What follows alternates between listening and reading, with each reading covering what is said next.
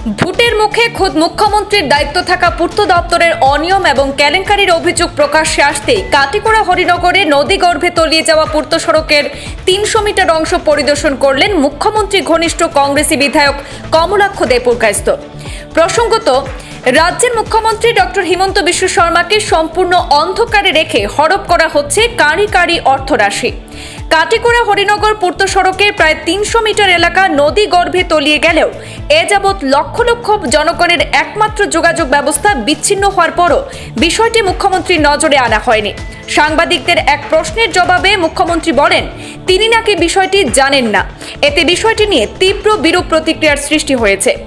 এদিকে জল সম্পদ বিভাগের additional chief engineer Subrata Nath সরজমিন পূর্ত দপ্তরের সেই সড়কটি পরিদর্শন করে পরদিন অর্থাৎ বিভাগীয় কর্মীদের পাঠিয়ে বিস্তারিত রিপোর্ট তৈরি করে পাঠানো হবে বলে এলাকার জনগণকে আশ্বাস দিলেও বাস্তব চিত্র কিন্তু ভিন্ন।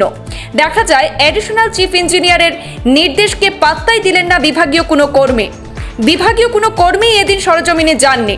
এতে স্পষ্ট হয়ে ওঠে লক্ষ লক্ষ জনতার ভোগান্তি নিয়ে সম্পূর্ণ উদাসীন কাছাড় পূর্ত বিভাগ। এদিকে আজ ভাঙনস্থল পরিদর্শন করেছেন উত্তর করিমগঞ্জের বিধায়ক কমলাক্ষ দেপুরকায়স্থ। নদী ভাঙন থেকে এলাকার মানুষের একমাত্র ভরসা পূর্ত সড়কের বেহাল দশা থেকে পরিত্রাণ পেতে বিধায়ক কমলাক্ষের মাধ্যমে মুখ্যমন্ত্রী হস্তক্ষেপ কামনা করেছেন ভুক্তভোগী জনগণ। যে অবস্থা নিজের দুঃখ লাগে দেখিয়ে আমার দুঃখ লাগে জিনিসটা দেখে। কালকে চিফ মিনিস্টার আইবা, চিফ মিনিস্টার মাত্র আগে রুল 50 মনে খাওয়ার সেকশন 50 খাওয়ার মনে সেকশন 50 এটা খাওয়ার মনে চিফ মিনিস্টার লাগে মাতিয়া আজকে সেকশন 50 ইমিডিয়েট কাজ করতে ইমিডিয়েট কিছু করতে লাগবে। একটা আমি আশ্বস্ত করে গেলাম আপনার, আমি কথা দিয়ে গেলাম যে কালকে নিশ্চয়ই আপনার লাগে মাত্র যে ইমিডিয়েট